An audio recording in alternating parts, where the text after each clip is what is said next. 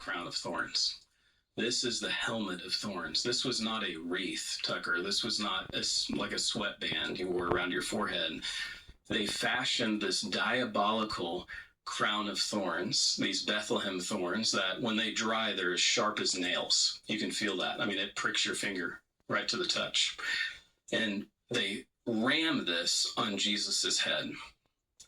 And I want you to let this set in, because there's 50 puncture wounds on the head, both the forehead, the top, and the back of the head of the crucified man of the shroud. 50 puncture marks. And so you can imagine. And that's all detectable on the shroud? Right on the shroud. You can see the back of the head, all of the blood pooling in the back of the head from this crown of thorns being rammed on his head. So Jesus has 700 scourge marks, and then they slam this on his head. And this is where Pilate brings Jesus before the Jewish mob. And this is where we hear in the Latin, ecce homo, behold the man, Pilate says. And he's bloodied. How does he even stand? We don't know. His love compelled him to stay standing on our behalf. And this is the point. Imagine seeing a man in this state. He will very quickly be dead. And it's not enough for the crowd. They begin to yell, crucify him, crucify him. Crucify him. Demons.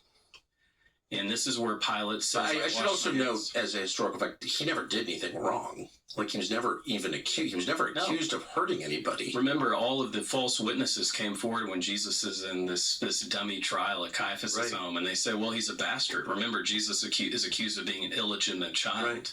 Right. He's accused of blaspheming, of casting out demons by Beelzebub, by the worker, by the prince of demons. All of these false accusations are brought against him, and Jesus doesn't open his mouth.